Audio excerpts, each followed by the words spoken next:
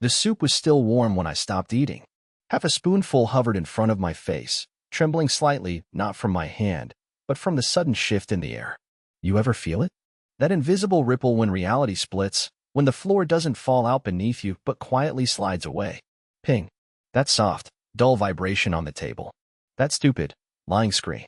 Morrison Inn, Deluxe King Room, $227.93. Time, 6:42 p.m. Payment, our shared card. Location, not the work party venue she showed me on Google Maps this morning. Not even the same side of the city.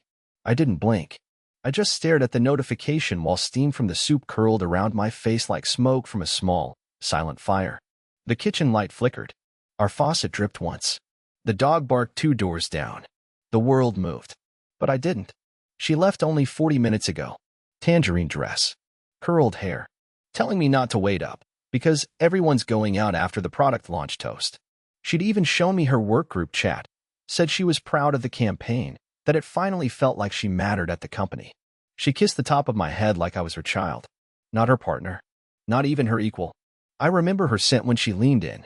Like orange peel and new lies. Another vibration. Room service, $42.10. And a note. Add wine and dessert. No receipt under door. I didn't breathe. I didn't rage. I didn't cry.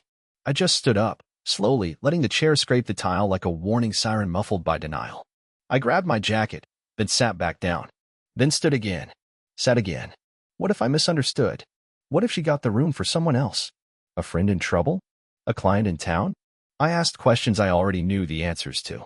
That's what people like me do. The ones who suspect the truth but beg the lie to comfort them one last time. I opened the cabinet. Pulled out a flashlight. Not because it was dark, but because I couldn't find the strength to face this in the light anymore. I drove across town like a ghost. Didn't turn on music. Didn't check the mirrors. Didn't even notice I was still wearing socks but no shoes. I just drifted forward like the car knew where it needed to take me, even if I didn't want to get there. Streetlights blurred. The inn rose ahead like a memory I never made, all clean bricks and sharp awnings and lies behind tinted windows. I parked across the street, engine off. My reflection stared back at me from the windshield, pale, hunched, pathetic. Then I saw it. Through the wide second-story window, under the dim golden hue of bedside lamps, her silhouette. Back turned. Head thrown back. She was laughing. And she wasn't alone. I didn't get out. Not yet. I just let my phone drop into my lap and whispered something I'm still ashamed of. Please, just let it be innocent. But even I didn't believe it. I stayed in that car far too long. Not because I was scared, but because I had nothing left to prepare myself with. No more inner pep talks. No more what-ifs. I watched her silhouette move across the hotel room like she wasn't mine anymore, like I had never existed in her world. Just a woman, relaxed, barefoot, champagne in hand, dancing in a dim-lit room with someone I couldn't fully see yet. Just enough to know he wasn't me. For a brief moment, I convinced myself to leave. To drive home. Pretend I never saw the notification. Delete the banking app. Clean the soup bowl. Wait for her to come home at midnight with smeared mascara and a half-believable story. I almost convinced myself that ignorance would hurt less than confirmation. But then the curtain moved and he came into full view. Tall. Too tall. Wearing a tie I gave her for a white elephant office party last Christmas. His arm slid around her waist with the comfort of someone who's done it many, many times before. She didn't flinch. She leaned into him like gravity had shifted, and that was the only way to stay standing. I was out of the car before I knew it. Crossing the street. Rain tapping my shoulders like it was trying to talk me out of it. I didn't run, but my heartbeat did. Every step toward the hotel entrance felt like a countdown. Like walking to my own funeral, only I was the one dragging the casket behind me. The lobby was warm, falsely comforting. Artificial orchids. Mint scent in the air. A tired receptionist who looked up at me like he already knew why I was there. I approached him slowly, cleared my throat, and lied without flinching. I forgot the room number my wife checked into, I said, my voice barely holding steady. Laurel Dembry. She made the reservation earlier this evening. He hesitated, typing something quietly. I could hear my blood pumping louder than his keyboard. Room 217, he finally said, then looked up. She checked in about an hour ago. And before he could ask anything else, I gave him a nod, a fake smile, and walked away with my heart imploding in my chest. The elevator was worse. The kind that moves slow on purpose, with mirrors on all sides, like it wants you to look at your reflection from every miserable angle. I stared at the floor. I couldn't bear to look myself in the eye, not right now. Second floor. Ding. The hallway carpet swallowed my footsteps. My legs moved like they remembered things I didn't, like they'd done this before. Room 217 was to the right, past the vending machine, past the emergency exit, past the point of no return. I reached it. Her room. I stood there, staring at the door, hand trembling over the handle. I didn't knock. I didn't announce myself. I did the thing I promised myself I'd never do to anyone. I entered uninvited. And what I saw? There were clothes on the floor. Her dress. His shirt. One shoe overturned. Room service tray half empty. Wine glasses still clinking slightly from being bumped. They weren't on the bed. They were standing, tangled up, inches from the door, so when it opened, they both turned at the same time. Time slowed, and then fractured. She didn't scream. She didn't cry. She just froze. Her eyes went wide, but her mouth didn't move. His hands dropped to his sides like he suddenly remembered the weight of guilt. I stood there soaking wet, chest heaving, jacket open, rainwater dripping onto their pristine hotel carpet. And nobody said a word. Not for 10 full seconds. That's when she said it, the first thing out of her mouth. Not, "I'm sorry." Not, "It's not what it looks like." She looked me in the eye and whispered, "How did you find me?" And that sentence, that one sentence, broke something permanent inside me.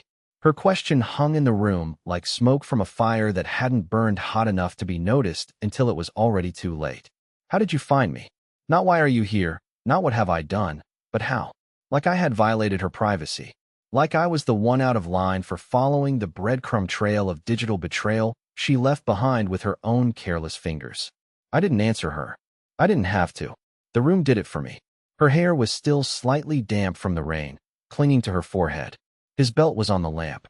A half-eaten chocolate tart sat beside 2 wine-stained napkins. Her wedding ring, my wedding ring, was nowhere in sight. The man, to his credit, tried to speak. I cut him off with a single glance, not because I wanted to play the tough guy, but because if I heard his voice, I might have screamed. Or collapsed. Or both. I didn't know which would come first. Laurel reached for a robe that hung from a nearby chair and wrapped it around herself, too late to preserve dignity, but just in time to shield herself from accountability. I could tell she thought this would soften the visual, maybe rewind the damage. It didn't. She looked smaller now, like a stranger cosplaying as my wife. "You weren't supposed to," she started, but I stepped back, 1 foot toward the hallway. Her voice shook and cracked as if I had slapped her, but I hadn't moved any closer. I had only retreated, because that's what I did. That's what I always did. Retreat. Hide behind politeness. Let things blow over until they blew a hole through me.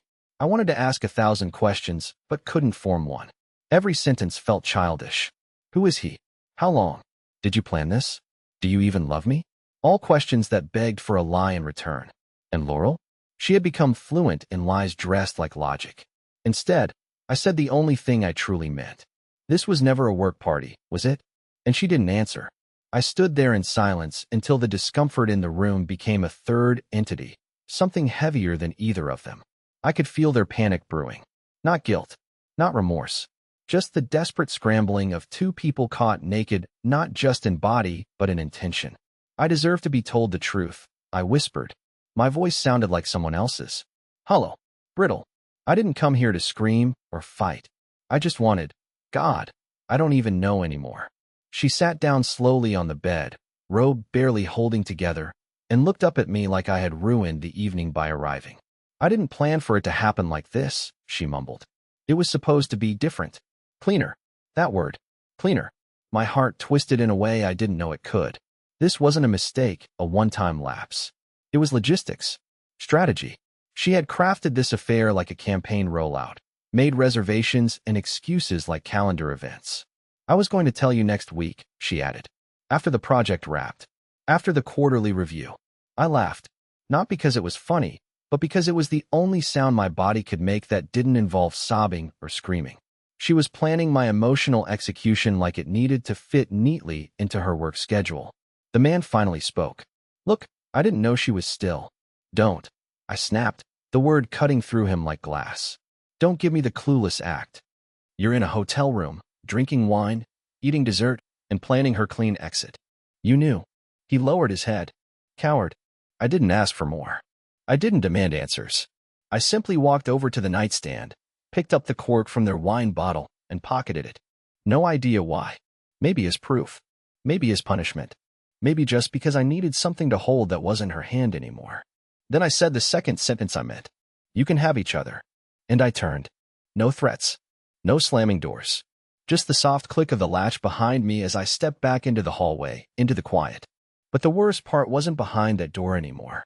It was waiting for me at home, framed photos, shared playlists, the coffee mug that said her forever husband, and the couch where I used to wait for her to come back from team dinners.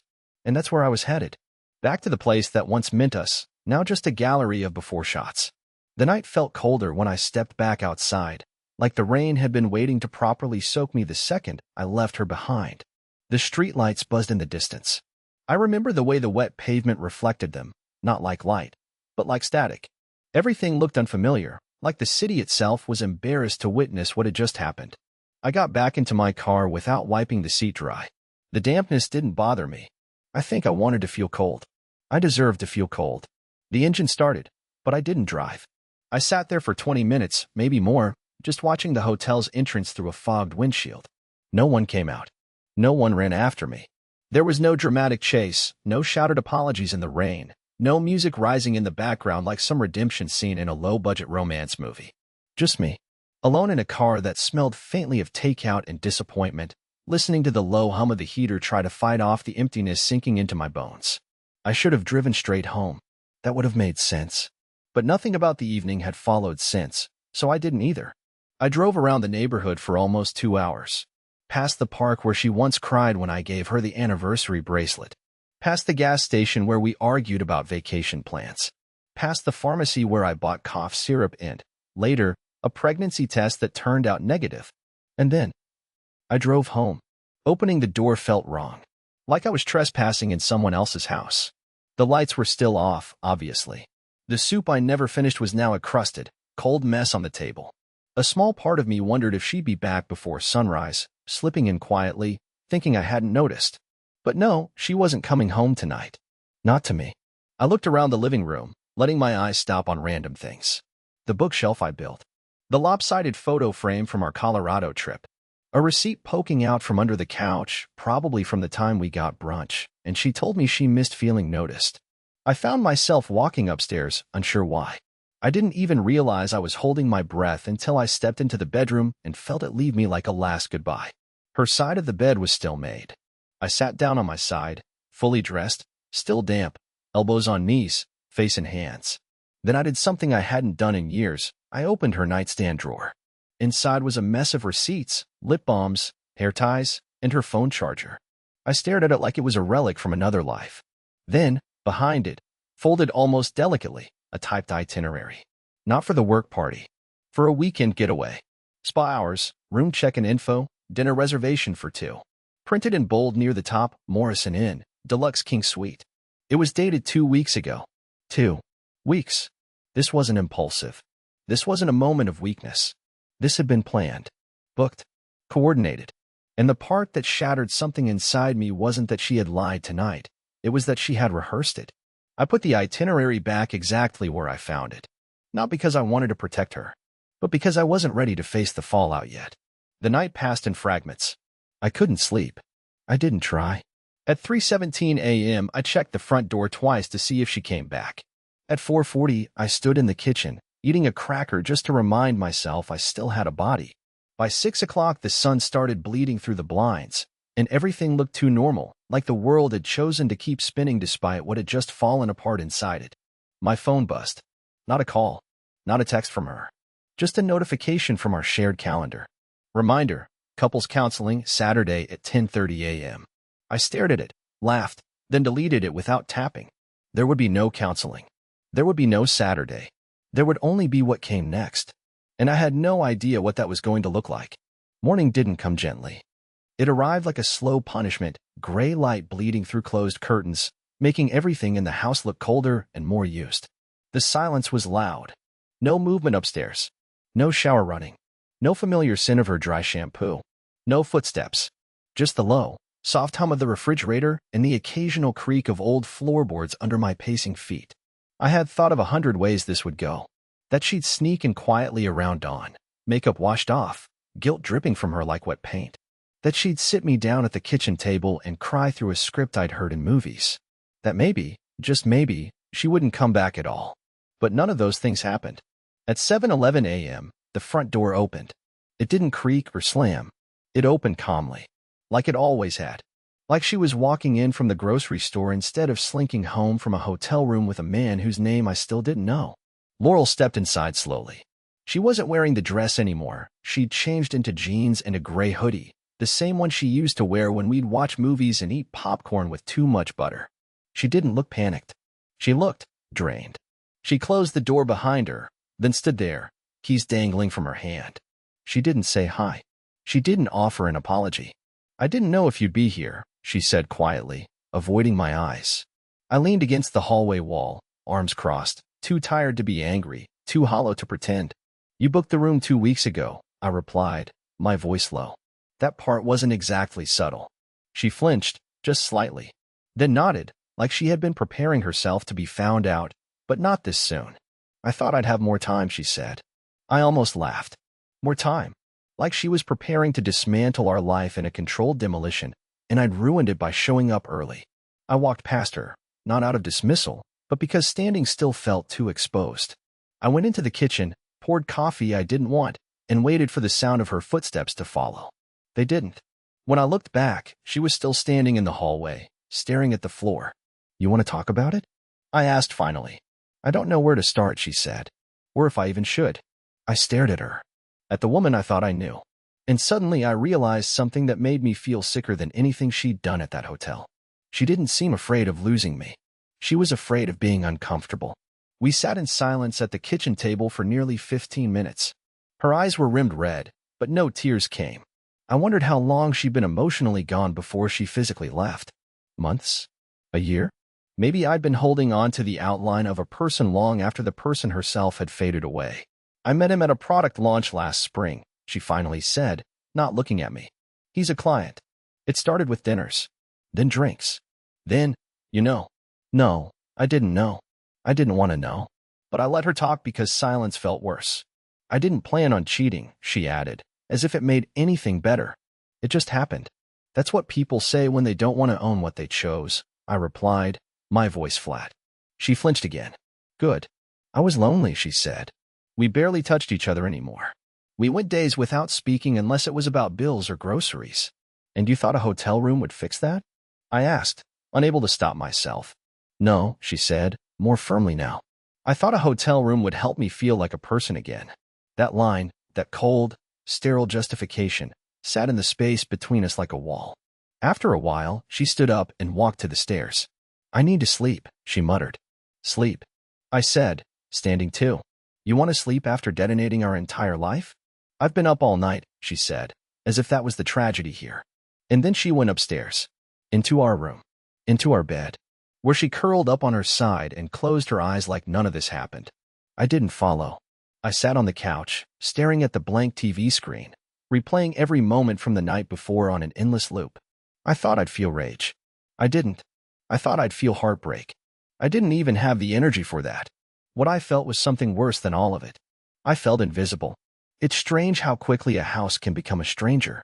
The walls were the same, the furniture hadn't moved, but everything felt unfamiliar. The sounds were wrong. The light through the windows too sharp. I moved through the place like a guest trying not to touch anything, as if my presence might disturb the ghost of a life that, until last night, I thought still belonged to me. Laurel slept for hours. I heard nothing from upstairs except the occasional turn of bedsheets and the low creak of springs. Part of me wanted to barge in, drag her awake, scream questions she probably couldn't answer. But I didn't. Because that would have required something I no longer had in me, hope that any of this could be salvaged. Instead, I stayed downstairs, still in the same jeans and damp socks I wore the night before. I opened a cabinet, closed it, opened another. I wasn't looking for food. I was looking for something that might ground me. Something I could throw.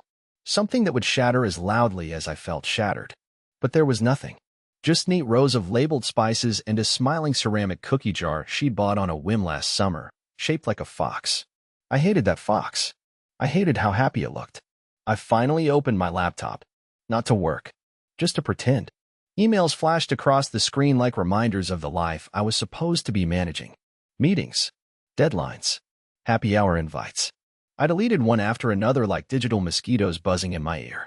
I wanted the world to stop spinning for a while, just long enough for me to catch up to what had happened. And then came the message. From her. Not a text. A shared Google Doc.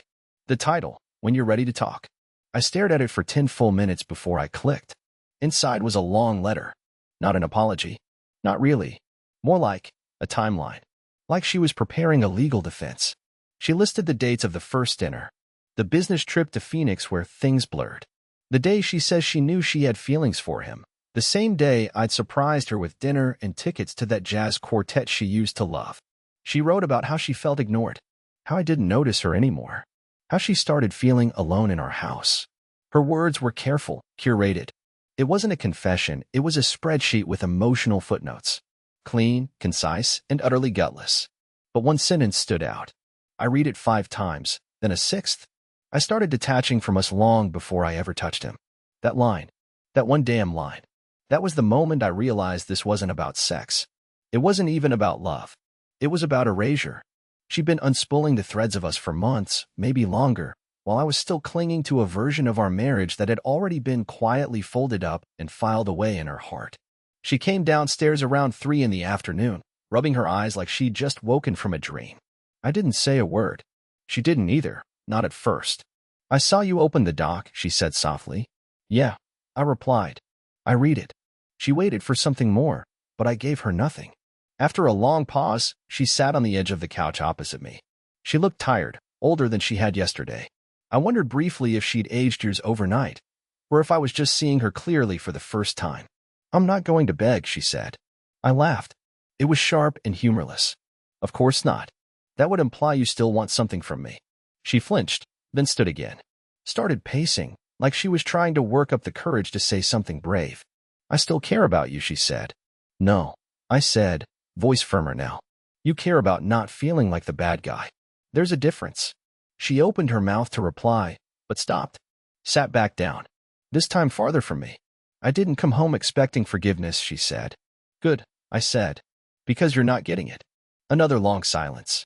Then, out of nowhere, she said something that nearly stopped my heart.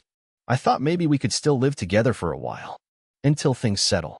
I mean, neither of us can afford 2 places right now, and I figured we could be civil, at least until.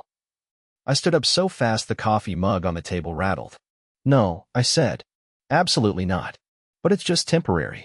I thought maybe we could. You thought, I cut in, that you could sleep with someone else, shatter our marriage, and still enjoy the comfort of the life I build around you. She went quiet.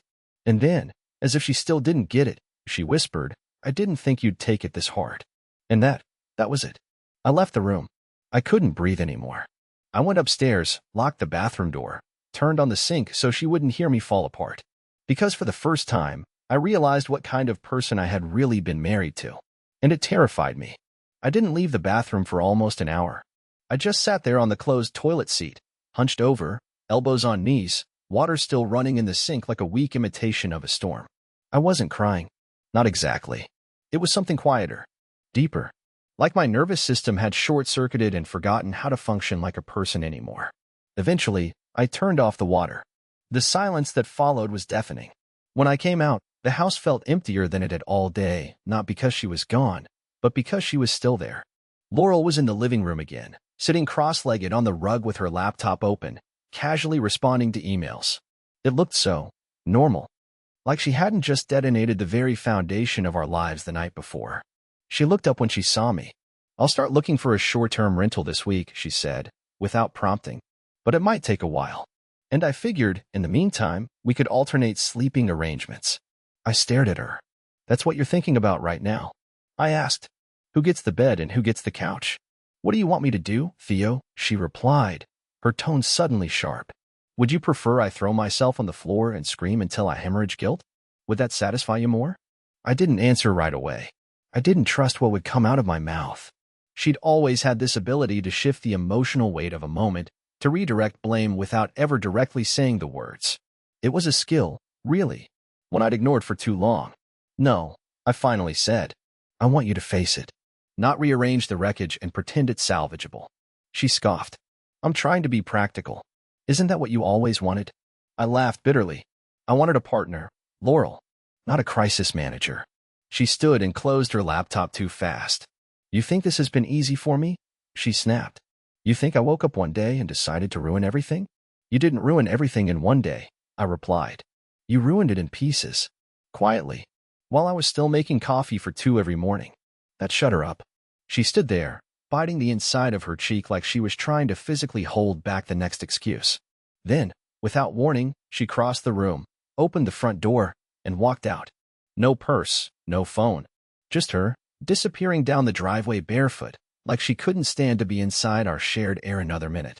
I didn't chase her. I just sat on the couch, staring at the door she left open behind her. The wind slipped in. It was cool and dry, and it reminded me that the season had started to change without me noticing. Later, I found myself doing something strange. Something small. I took down one of the framed photos from the hallway, the one of us in Maine, 2 summers ago, smiling like idiots at the edge of the sea. I stared at it for a long time. Then I flipped it over. There was a sticky note on the back. It said, in her handwriting, "He made me laugh all weekend." Real laugh. I needed that. That hurt more than the hotel. I tossed the frame into the kitchen trash and didn't look back. That night, I packed a bag. Just one. A week's worth of clothes. Laptop. Toothbrush. My copy of Mice and Men that still had her annotations in the margins from college. I didn't know where I was going. I just knew I couldn't sleep here. Not with her moving through the house like nothing had cracked. At 11:47 p.m., she came back. Quietly. She had shoes on again, but her hair was tangled and damp. Maybe she walked to the lake. Maybe she sat somewhere and cried. Maybe she met him. I didn't ask. I didn't want to know anymore. She stopped in the doorway when she saw the bag. You're leaving, she said, like she was surprised. I have to, I replied. Because if I stay one more night, I'll start to forget how angry I should be. She opened her mouth, but I raised a hand. I'm not leaving forever, I said, but I need space. And I don't want to hear about how this is complicated or how we could handle it differently. You had your choices. This is mine. She didn't argue. For once, she let me go.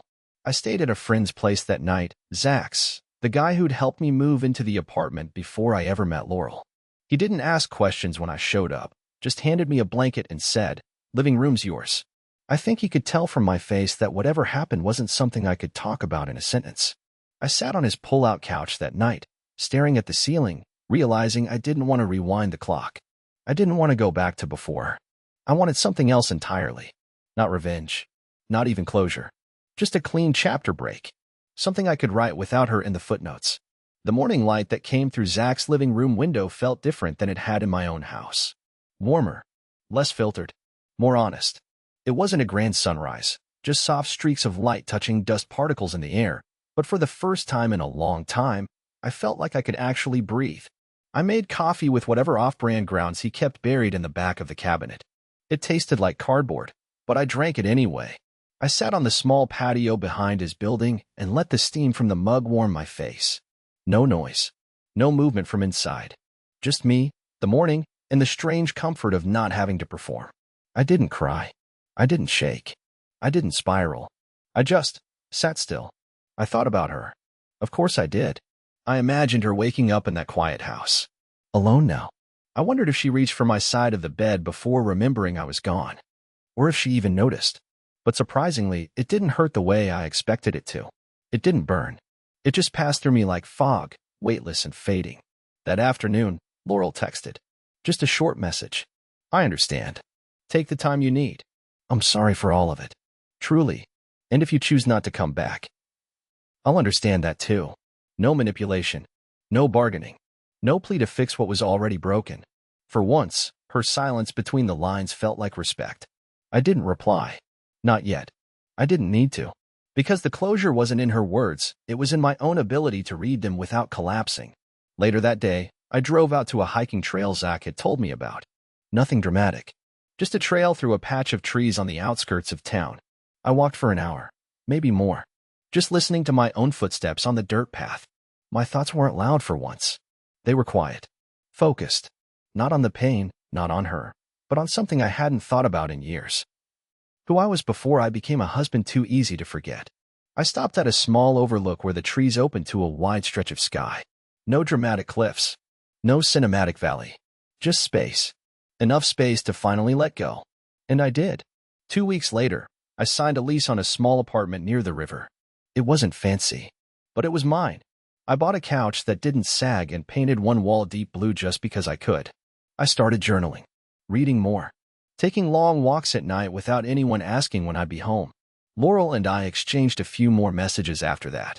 Civil, brief, respectful. She moved out of the house. We split the furniture.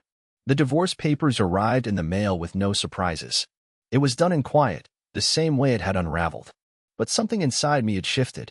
I wasn't broken. I was rebuilding. 6 months later, I met someone. Not on an app. Not through friends. Just at a bookstore, reaching for the same novel. Her name was Emery. She laughed with her whole face, didn't dodge hard conversations, and never made me feel like I had to earn her attention. We took things slow. Not out of fear, but out of care. She never had to fix me, because I had already started fixing myself. So here I am, months later, writing this not as a man broken by betrayal, but as someone who finally understands what it means to come home to himself. I'm not angry anymore. I'm not haunted. I'm free. Not because someone saved me, but because I walked out of that hotel room, out of that house, out of that version of me who was willing to stay unseen, and I never looked back. And that's the real ending.